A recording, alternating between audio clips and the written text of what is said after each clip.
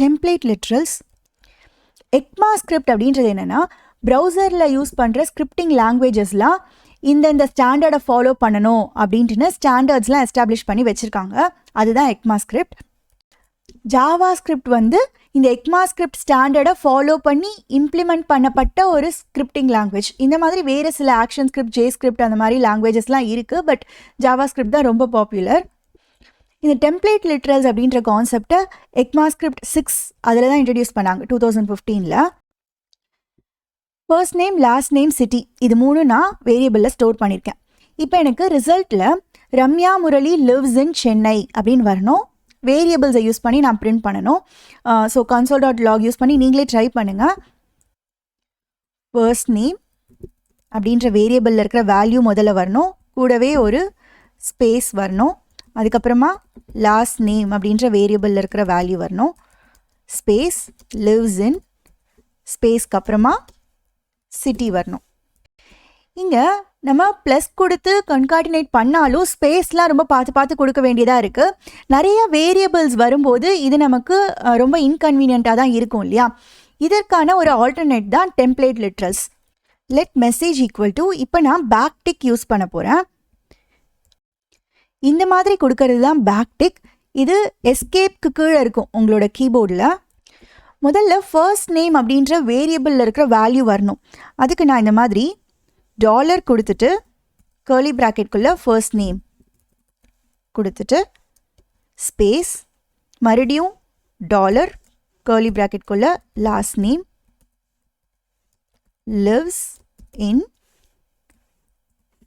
Dollar curly ப்ராக்கெட்குள்ளே city. இப்போ console.log message கொடுத்துடலாம். சேம் ரிசல்ட் தான் நமக்கு வந்திருக்கு. இது ஃபுல்லாத்தையும் சேர்த்து நம்ம டைரெக்டாக இங்கே கூட கொடுத்துடலாம். ஃபர்ஸ்ட் பார்க்குறதுக்கு உங்களுக்கு இந்த சின்டாக்ஸ் வியர்டாக இருந்தாலும் யூஸ் பண்ண ரொம்ப ஈஸியாக இருக்கும். உங்களுக்கு இந்த மாதிரி mix of variables and string வரணுன்றப்ப இது வந்து ரொம்ப ஈஸியாக இருக்கும் இந்த மாதிரி யூஸ் பண்ணுறதை விட.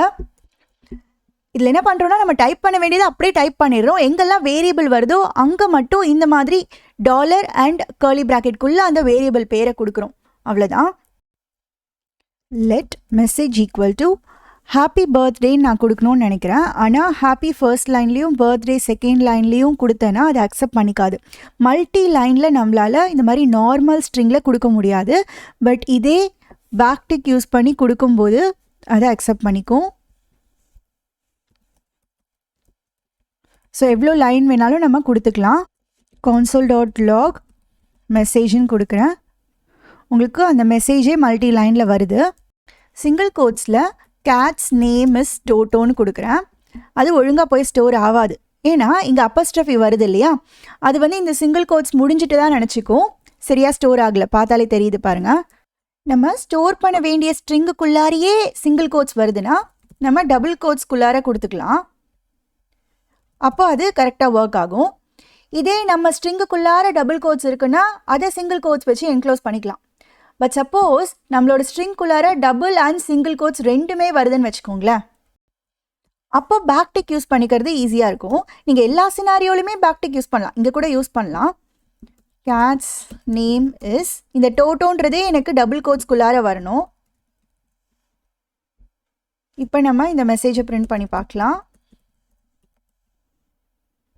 நம்ம கொடுத்த மாதிரியே கரெக்டாக வருது. இந்த மெசேஜ் ரிசல்ட்டில் வரணும். நம்பர் வர இடத்துல வேரியபிள் பேர் யூஸ் பண்ணிக்கோங்க.